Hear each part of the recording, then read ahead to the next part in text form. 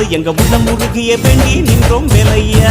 அழகு என்றாலே முருகன் தானையா, எங்க அழகு சுந்தரம் பார்த்து கேட்டு அருள் புரிவாயா.